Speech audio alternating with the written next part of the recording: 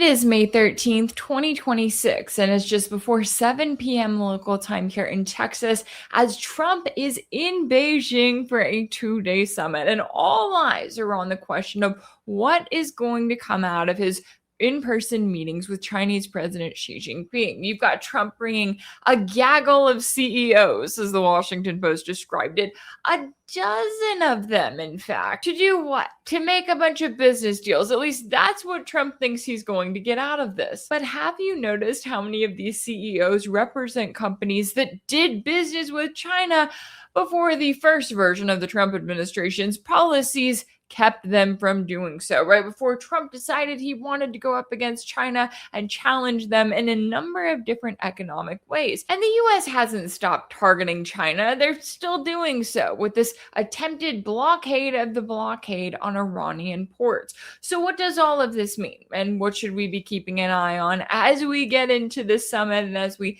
wait and watch to see what is going to come out of it?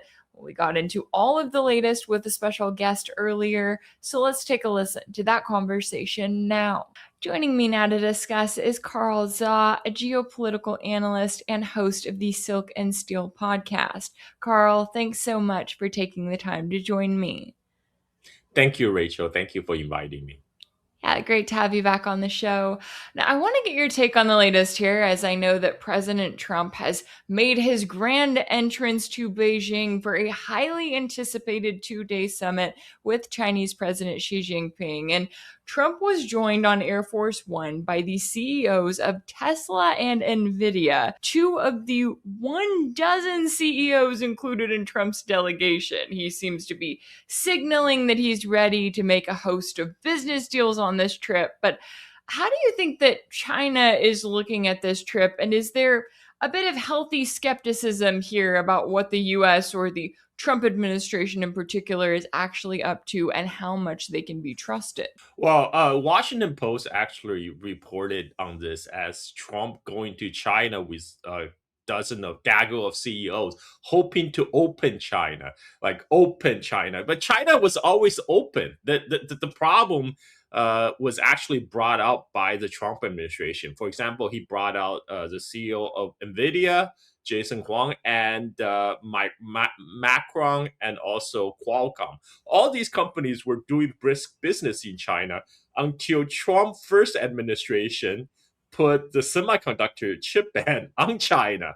So they were the ones that were prevented by US government from doing business in China. So what happened in the next 8 years or so was China has learned to decouple from the U.S. supply chain in the semiconductor industry. The original goal of chip sanction against China was to kill off Chinese semiconductor industry, but instead the Chinese just learned to make do without the U.S. components. Now Nvidia's market share in China has fallen to 0%, like Jensen Huang has claimed. How do you get back from that? This is now this is typical Trump. He creates a problem and he said, "Okay, I'll take it off the table. I'm doing a big favor. I'll take it off the table. Now give me some rare earth." Like China don't play by that game. And the same thing with Boeing and GE. Boeing and GE CEO also going. The Chinese made passenger jet actually use American engine and a lot of components. And during the tariff war, Trump threatened to ban the sale of American engines to China. So again, these are all self-created problems. China never said we're not going to do business with United States. In fact, China was perfectly fine doing business with United States until Trump started the sanctions and then tariff war. And now he's trying to walk back on that. But really, China was forced to show him who is really the most powerful economy in the world. This is I mean, like, I don't know what they're gonna be able to accomplish. To be honest, I think what China will do is they're gonna announce some orders for Boeing airplane, and they're gonna announce to repurchase some American soybeans, so Trump can trumpet these as a win. I did this for American farmers and for American workers, but I don't think they were gonna have any substantial like breakthroughs just because this is Trump, man. Like, how can you trust his words? He is. This is the guy who creates chaos, trying to do, as a hardball negotiation tactic. And this is also a guy who can change his mind within 24 hours in a tweet. So, China will be cautious doing deal with this guy. Just as Iran find out, Trump has repeatedly tore up agreement that he himself signed, like the JPC COA, the deal, the Iran nuclear deal. He tore that up during his first administration. So I think China always have the position that the door is always open, and Xi Jinping has said, the world is big enough for both United States and China. But at the end of the day, U.S. have to show they're credible. That their words can be trusted, and that still remain to be seen. Oh, absolutely. And yeah, it's ironic exactly as you're noting there. It's like the first Trump administration needs to meet the second because Trump is over here acting as though, oh, we just wanted to do all of these business deals with China. Well, maybe you should go back and talk to yourself in the past because that version of Trump certainly did not want to do any deals with China. And now that they're in a position where Beijing has put their foot down, especially when it comes to those refined rare earth minerals that we've all been watching and covering for months now, looking at the position that the US is in, which is not a great one in this illegal war of aggression that they've waged against Iran. They were already low on munitions, already in a difficult spot. Now they've made it even worse for themselves, and they seem to be going to China going, hey, let's do some deals, work some things out. That way we can get prepared for our possible next attack on Iran or our pipe dream of a war on China. How much do you see rare earth minerals being in the conversation this time around? Is China likely to continue to keep a hard line there and kind of, as you were saying, going, hey, we'll buy some soybeans and you can call that a win? Yeah, I think Trump administration, of course, they want China to lift its export control on rare earth, but at the same time, they are continue to level additional sanctions on China. They just placed 5 Chinese refiners under sanction for dealing in Iranian oil weeks before his China visit. Of course, again, I think this is his negotiation tactic, is say, okay, we can take away those sanctions if you give us rare earth. But why would China abide by that?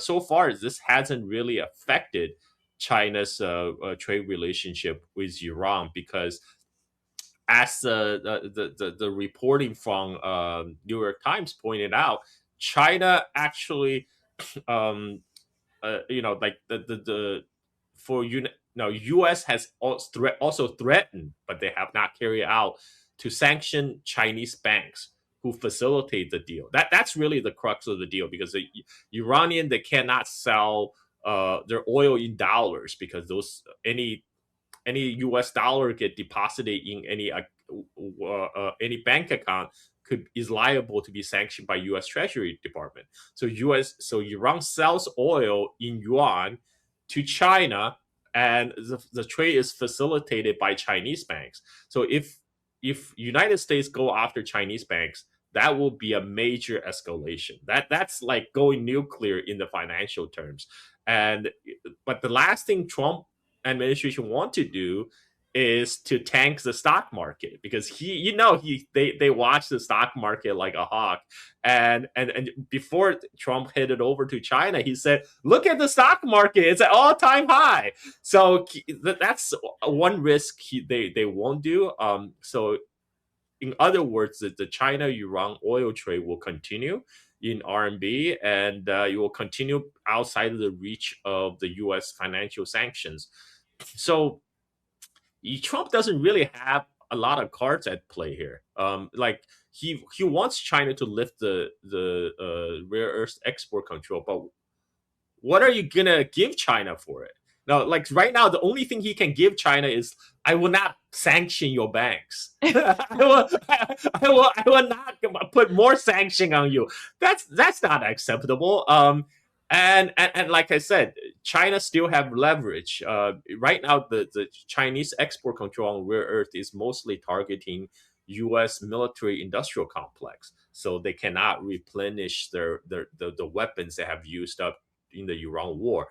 But China is allowing rare earth shipment for U.S. manufacturing sector. Like all level of advanced manufacturing require rare earth. If China says, you know what, if you want to sanction our banks, fine. We will cut off rare earths completely. That will wipe out the U.S. car industry overnight because there's a lot they need the rare earth magnets to go into cars. So China still have a lot of leverage, whereas Trump doesn't really. Yeah, and that's the interesting thing about this visit, right? As we're all kind of watching it play out and almost going, I'm not going to say I'm surprised that Trump is going, but he's in a really bad spot. I mean, even this idea that he's going to bring all of these CEOs and maybe get a couple of deals out of it and act as though he's turning over a new leaf. And apparently, he has a brand new person added to the delegation, the new version of Marco Rubio, who back in 2020 was sanctioned by China because he decided that he was going to accuse them of committing genocide against the Uyghur minority population without presenting any evidence. Oh, but now we have Rubio going on the delegation, and Beijing has apparently had to alter the transliteration of his name in order for him to be allowed into the country. Okay, I know that this is not the most serious story, but I did want to mention it because does that kind of show us where we are now, right? Someone like Marco Rubio, he is so anti-China, and yet he's got to put on the, I guess, diplomat mask to make it look as if he's going to be friendly. Does that kind of sum up the entire Trump administration here? Well, I mean, China is letting him in because you want to keep your friends closer, but you want to keep your friends close, but you want to keep your enemy closer. And Marco Rubio, after all, he is a Secretary of State. He is the U.S. top diplomat. So you want to keep the line of communication open. I mean, China could easily just say, "Okay, we'll waive the sanction. We'll take out the sanction off." But instead, they're going through the route of changing its name in Chinese. This is, I think that's intentional. Like they just like this is they just still want to rub it in. Like, hey, well, we still have sanction on you. We're letting you in as a favor. But yeah, I mean, like again, China hold all the cards. Trump said going to China says I hold all the cards, but it turns out all the cards are made in China, and this is just China reminding them of the fact. Yeah, exactly. You look at Trump and you go, "Okay, buddy, you have fun with this trip, right?" And it is notable too because when it comes to the overall US war on Iran, I mean, it's no secret that one of their many goals is to hurt China, right? When you come out with a blockade of Iran's blockade, yeah, sure, you're hoping to strangle Iranian ports, but where is that Iranian oil going? Oh, to China. But the problem for the US is that China has prepared for literally this exact scenario, right? We've watched as they have been in a position of taking advantage of low oil prices in recent years to build up their strategic oil reserves. They've invested in renewable energy, right? They're not going to be hurt in the short term, let alone maybe in the long term as well. But now you have Trump still going to China. I mean, do you think that this will be something that is brought up when it comes to the conversation about Iran, that you're going to have President Xi in a place of going, hey, take a look at this energy blockade here? Or are they likely to be more diplomatic than maybe I would be if I were in that room? Well, I think Trump said publicly, "Oh, we don't need China's help for Iran. We got this. We got the blockade going." But then he said we are going to talk about Iran. Obviously, United States, they want China to put pressure on Iran to come to the negotiation table, but more importantly, to agree to U.S. terms. And those are not the terms that Iran find acceptable. And for China's part, China would like to see Strait of Hormuz open, and they would like to Iran to sit down with United States to negotiate a peace settlement, but they would not like Iran to accept the term of surrender from the United States. That's the last thing they want to see. So I think China will offer to help to facilitate kind of the diplomatic go between between Iran, Pakistan, United States to facilitate to continue the talk, but they will not do Washington's bidding to pressure Iran to accept U.S. terms. Those are two different things. China wants to see negotiation continue, but they don't want Iran to be forced to accept the terms that they find unacceptable. I mean, Iran has been very clear on what their terms for ending the conflict is U.S. must pay reparation, U.S. must lift all sanction against Iran, U.S. must get the F out of Middle East, so to make sure this does not happen again. But again, those are the terms that U.S. empire finds very hard to swallow, because that will mean complete defeat of U.S. empire in West Asia and then complete surrender.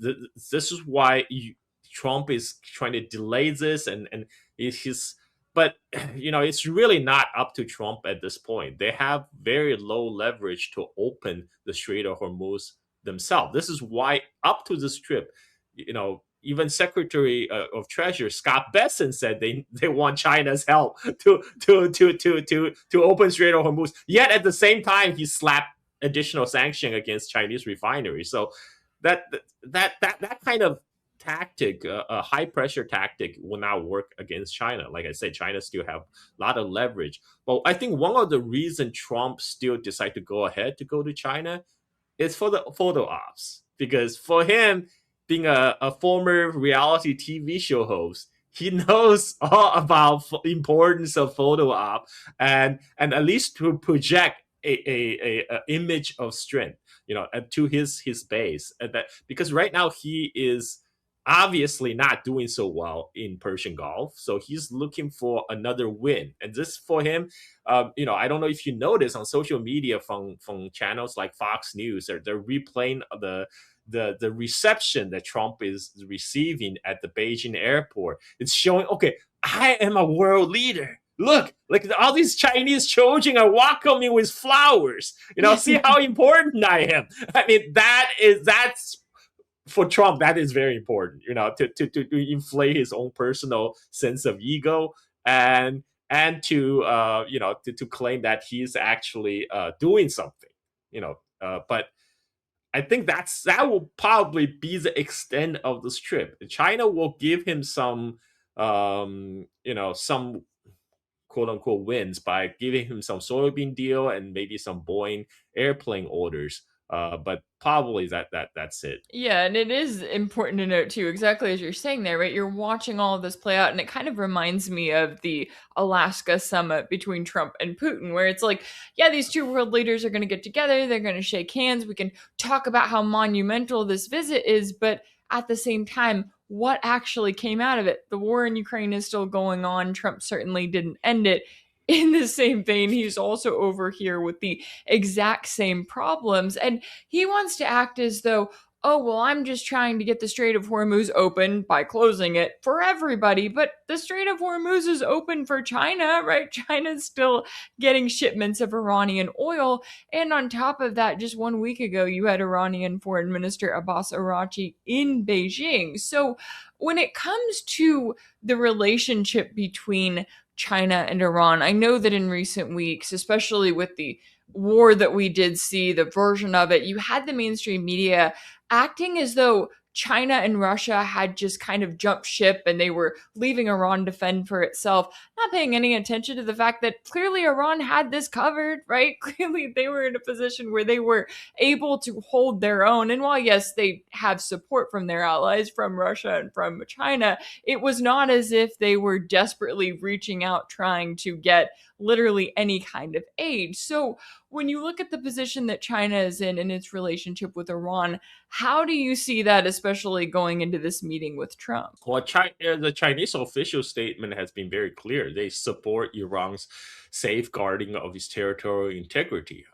And now, what the New York Times are reporting that China may or may not have been supplying weapons to Iran.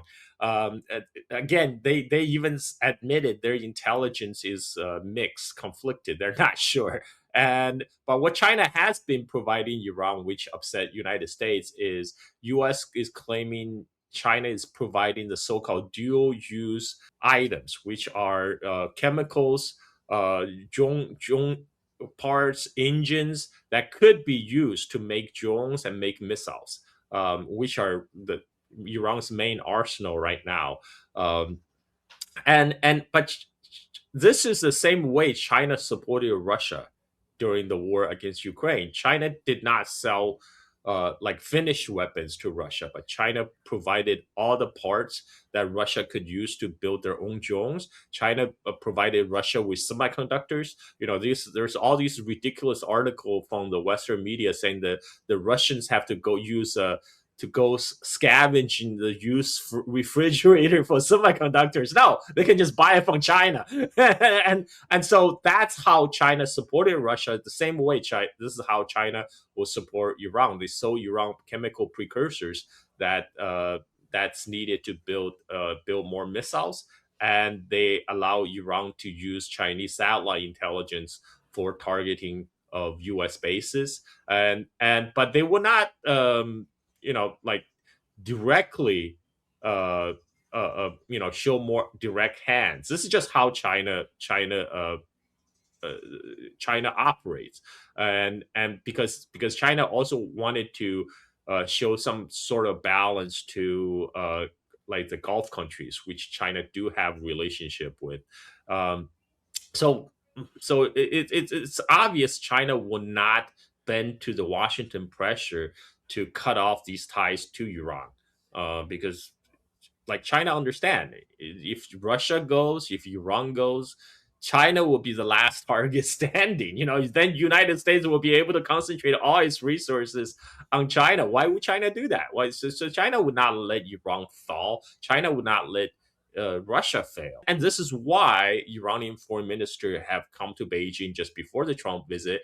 And after Trump visit, Putin will be in Beijing to meet with Xi Jinping. And there's a certain level of coordination among China, Iran, and Russia to counter the U.S.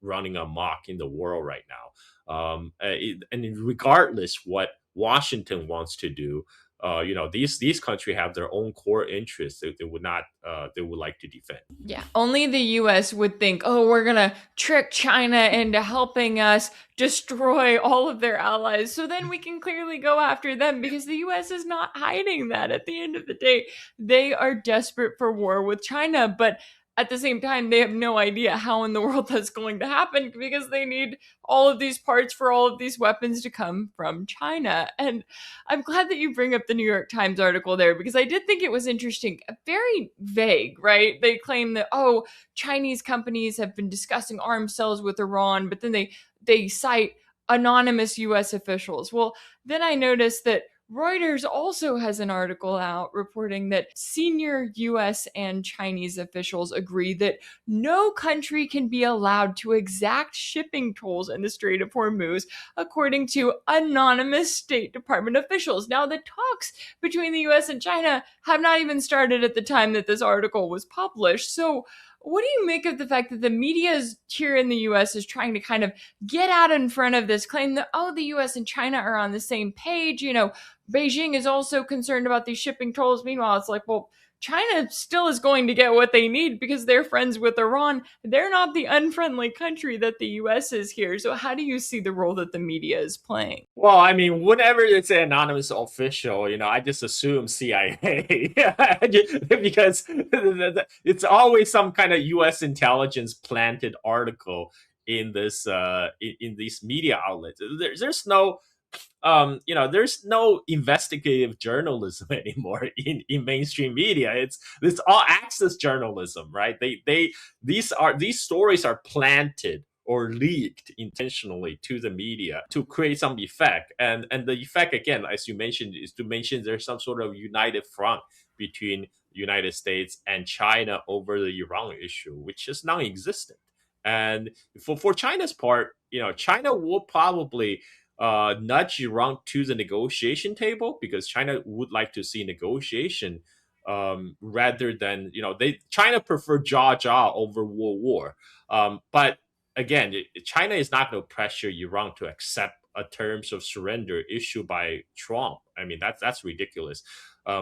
it's really up to Trump administration to come to face with reality and accept Iran's demands. Iran's very legitimate demands about respecting Iran's sovereignty and just pay reparation, man. Like right now, the current war in the Persian Gulf costs United States $2 billion per day. That's billion with a B, and and and so far it would have been far cheaper just pay reparation to Iran than let the war continue. But but Rachel, if we do that, how is the military industrial complex get paid? Because Mhm. that is the whole point. That the whole Assange said this long time ago. It's all these military buildup. It's not about winning war. They don't really care about winning Afghanistan. What they really care about is wash vast sum of money from tax bases of North America and Europe into the pocket of a small transnational security elite. And for that, Assange got put in solitary confinement because he spoke the truth. Unfortunately, the military industrial complex and the big oil are the one who funds Trump. And, the big oils are also profiting from this. Shell just reported their first quarter earning. They doubled their profit from the last quarter. And the first quarter is only go from like January, February, and March, right? So like their next quarter earning, the next quarterly earning report even is going to be even more gangbusters. So they're doing great, but everyone else is paying for the price. Oh, absolutely. And that's exactly how they meant for it to be when they orchestrated all of this. They probably were just hoping for a bit more winning and maybe a little bit of regime change in there. They didn't get that part of it.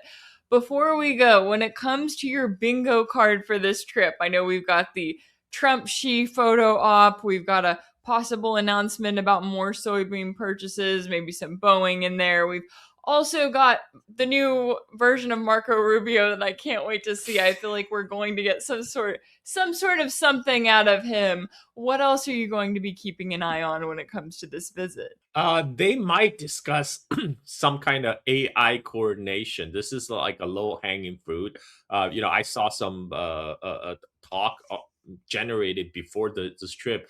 So the idea is now where the humans are pushing against the AI frontier, there need to be some kind of limitation to put in place some agreed upon protocol to prevent some sort of artificial intelligence takeover, right? I mean, like we don't want to be ruled by the thinking machines. I think that might be more realistic because this is something both sides could actually agree on.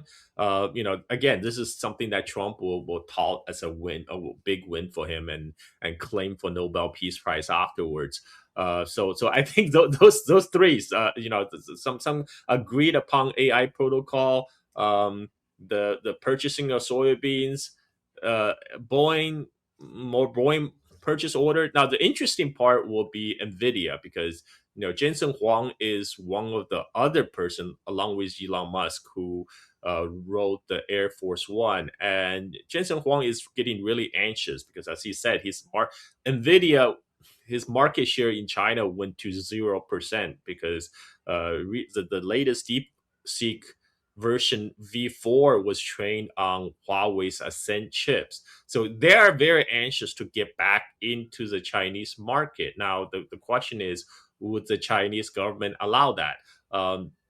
Now, originally, this AI chip restriction was put on the United States, but the Trump administration recently reversed their decision and allowed Nvidia to sell H200, which is not as powerful as their latest, Blackwell chips, to China. But China hasn't bite. Like China first said no, we're not. We're none of the Chinese companies is allowed to import them. But looks like they might relax the rule a little bit to allow some H200 to be imported into the country, just as gesture to Trump, because like right now the AI is only thing that's sustaining U.S. economic growth right now. If you take away all the AI investment, all the money that went in to build the data centers, the U.S.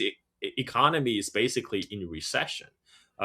But this AI bubble cannot last forever, because all these data centers they built has not generated nearly amount of profit that they expected to justify hundreds of billions of dollars continually being plowed into it.